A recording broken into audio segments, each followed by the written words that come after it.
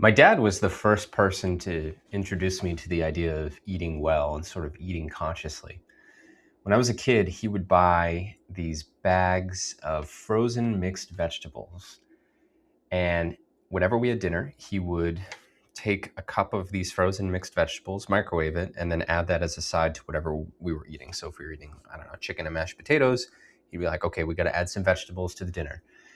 And I don't know if you've ever had frozen mixed vegetables, but they're kind of soggy. And then the worst part of frozen mixed vegetables are the lima beans, like the size of your eye, and you just eat them, and it just tastes like nastiness. And when I was a kid, I had a tough time understanding why we were putting ourselves through this. But my dad would talk about why, he'd talk about how what you put in your body affects how you feel and the energy that you have to do things and how much you grow. I didn't get it. Now as an adult, I get it. It's kind of funny how many things your parents do as a kid where you're like, oh, why are we doing this stupid thing? And then you get a little older and you get it, right? But, the principle to me stuck. And the principle of eating well is one that I really want to share with my children. If you're new to this series, welcome. My name's Ryan Weiss. This is The Ryan Weiss Show. I'm doing a 52-week video series here this year called Lessons for My Kids, where each week I'm teaching a lesson that I think it's important for my kids to learn by the time they turn 18. And the reason I'm recording these videos is so that if anything were to happen to me, my kids would still have a record of the lessons that their dad thought were important to learn, taught by their dad. So thank you for joining me. The lesson from today is what you put into your body matters. And it matters more than most people realize. This is part 2 of a 3-part series that I'm calling the Physical Health Trifecta. First part I produced last week is on exercise. This week is on nutrition. Next week is on sleep and recovery. And all parts of trifecta are important for physical health.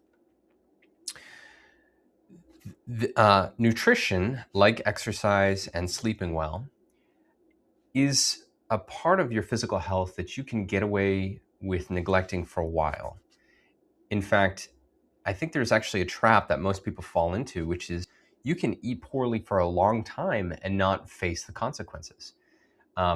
Kids especially, I think, right? You can crush garbage food throughout your teens and 20s and feel like you got away with it and still have energy and still, feel generally good.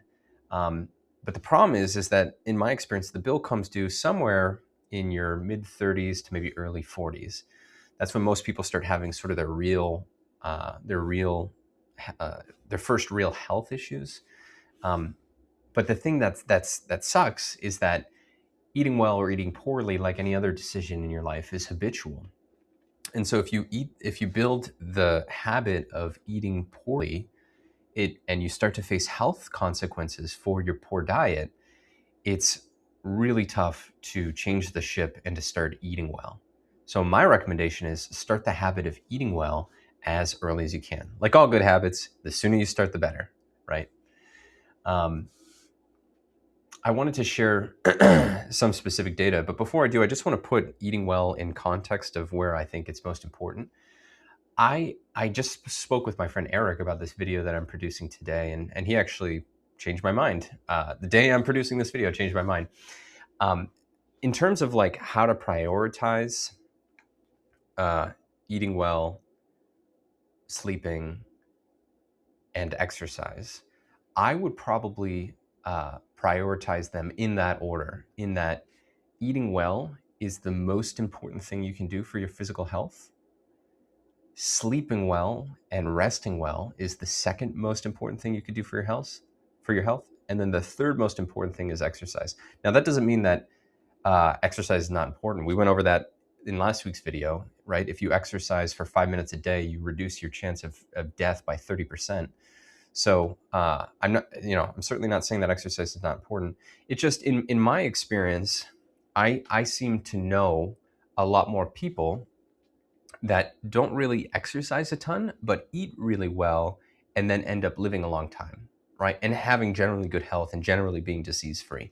So it seems that eating well is more important. And let me step back. I also see people that exercise a lot, but eat a lot of junk food, and they still seem to be kind of fat and have other types of health issues, right? So it seems to me that eating well is more important than having a perfect exercise routine. And if I had to pick one, I would pick an excellent diet over an excellent exercise routine. You don't have to pick one though. I want to pick both, but if I had to pick one, that's probably what I would pick.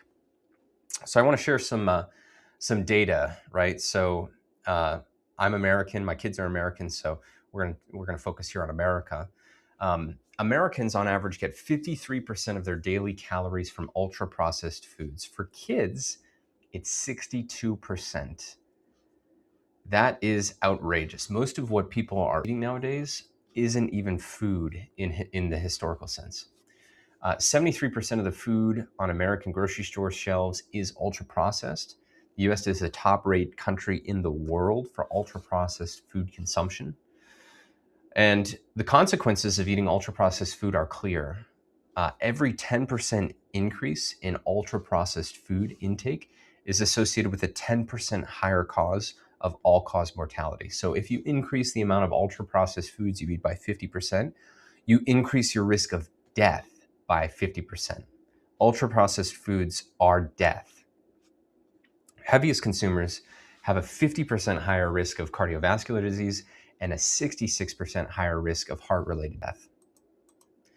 And it's not just dying either. Ultra processed foods are linked to cancer, liver disease, and also dementia. So most of what's marketed to you as food in this country is actively shortening your life. And that's not an exaggeration. That's based on hundreds of thousands of peer-reviewed studies and meta-analysis.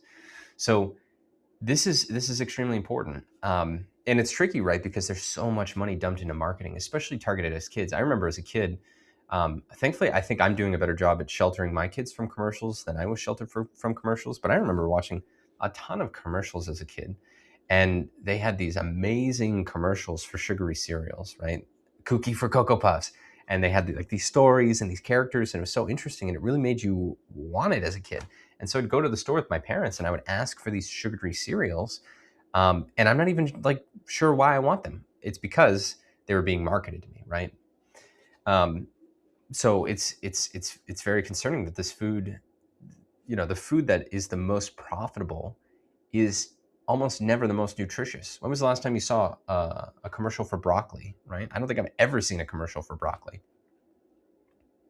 So I want to share my core principles of nutrition with you. And like in the exercise video, one of the first principles that I think it's important to start with is being a student, right? Diet in particular is a turbocharged topic for a lot of people. And it's kind of interesting that that's the case. A lot of people feel offended if you tell them their diet's wrong, or feel eager to critique your diet or whatever. I try to remain open-minded. I try to remain a student. I try to look for data rather than opinions, but I also try to listen to my own body and see how different diets feel for me. Although that's not always a perfect solution, right? Because what feels really good to me is eating a whole bag of potato chips, and I know that that's not what's good for my health. So I'm going to share some of the things that I found in my research. I encourage you to remain open-minded. I encourage you to do your own research, and I encourage you to take this topic seriously. This is something that you should continue to study throughout your life.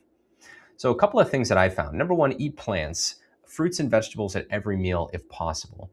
This is sort of the foundation. It seems like the more plants you eat, the healthier you will be and the longer that you live. I encourage making plants a primary focus of your diet, and it's very important to ask yourself at each meal, what am I eating here that is a plant? Number two, eat whole foods. If it grew or it has a face, that's food. If it has 30 different ingredients and a barcode, that's something else. It's not food. So if it grew or has a face, it's food. Number three, stay away from sugar. Sugar is just toxic. Feels really good to eat, but it's just not good. So stay away from sugar and be very careful of added sugars in the food that you're eating. I just experienced this the other day. I was drinking this drink. What was it? It was something subtle. I can't remember. It was something that you wouldn't expect to have sugar in it. And I looked and it was like 30 grams of added sugar. I'm like, what the hell? I thought I was just drinking orange juice or whatever, not some sugar syrup. Um, Number 4, protein is good, but not infinite, right? So I'm still trying to figure out the role that protein plays. Right now, I'm reading a great book called Outlive by Peter Attia. He seems to have some thoughts on protein that I'm interested in learning about. It seems to me that protein is an important nutrient to eat, but it seems that there is also some detriment to overdoing it with protein. I'm not sure what the balance is yet, and I'm eager to learn more about it. I think it's important to not neglect protein, and it seems to me to also be important to not overdo it. I don't know what the balance is yet. Number 5, try intermittent fasting. Seems to be some really great results from intermittent fasting. How I integrate this in my lifestyle is I just try to push my dinner up to as early as I can have it, ideally like 5 or 6 p.m. And then I don't eat anything after that. And then, I usually wake up at 6 a.m., have breakfast at like 7:30. And so that's about a 12-hour fast, right? Between maybe a 13-hour fast between 6:30 to 7:30. I get about a 13-hour fast. And that seems to have some great benefits. It seems to really help my sleep as well. The earlier that I have dinner, the better I sleep at night. So check out intermittent fasting and consider using that tool. I take a multivitamin, right? It's a small insurance policy. I think that it's helpful to make sure I'm not missing any micronutrients. And then number 7, I'll just present to you this idea that I came across. I think it was Brian Johnson. He gave me the convenience store rule, right? So if you can buy it at a gas station, you probably shouldn't be eating it. And just use that as a rule for whatever you have, in your life. So, right at the gas station, you get chips and candy and ice cream, bagel bites, corn dogs. That whole world, it's not good. It's not food. It's a product designed to be irresistible and profitable, not nourishing. So if you can buy it at a gas station, don't eat it. That's the gas station rule. Maybe you can remember that. A couple other principles I want to share here. Don't be a monk, right? Some people, I think, take their diet so strictly and so seriously that they actually cause themselves stress from the exertion. I think it's important to have guiding principles.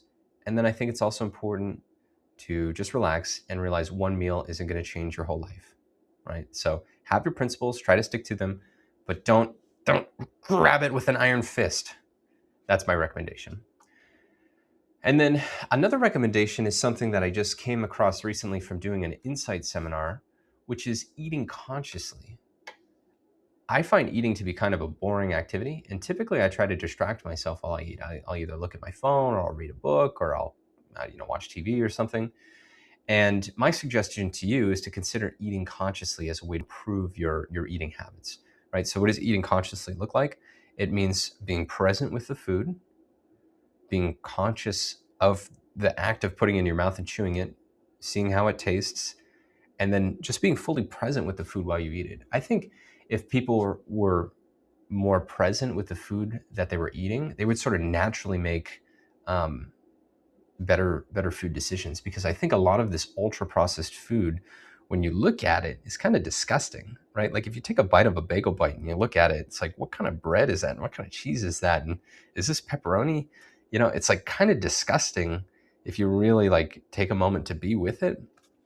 And I think a lot of ultra processed food is like that. If you are really like conscious of it, it's like, oh, this is not good for me. This doesn't even taste that good. So consider that. Consider eating consciously. Again, I just want to reiterate the hierarchy that I think exists, right? So to me, eating well is key, followed by sleep and recovery, followed by exercise. So out of this health trifecta, if there's any that you're going to implement, I highly recommend implementing this one. I'd love to know what you follow as a diet, or if you have any other health tips. If you could, please comment them down below. I'd love to hear what you think of healthy eating. And is there anything I missed? I didn't really talk about seed oils. I know a lot of people think seed oils are bad for you. Is there anything else that that you think that we should discuss about health and nutrition? I'd love to hear from you. I also left out some obvious stuff like drinking alcohol and stuff like that. It's just clearly bad for you. So I didn't feel the need to include it. I recommend not drinking alcohol at all.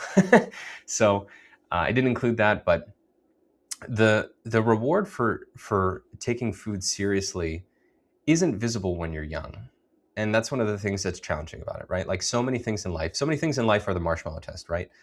Defer now for the reward later. And the energy that you have at 50, the diseases you don't get at 65, the being around, being sharp, being mobile, being alive to meet your grandkids and your great grandkids, those are the reward, right? And I think that reward sounds wonderful. And I consider the activities that I'm doing now to preserve my health as a gift that I'm giving to the older version of me. And I want to give him a big gift because I love him. So consider that. Consider giving yourself the gift of physical health in the future. Thank you very much for watching. This has been Ryan Weiss, Lessons for My Kids, and I'll talk to you soon. Bye-bye.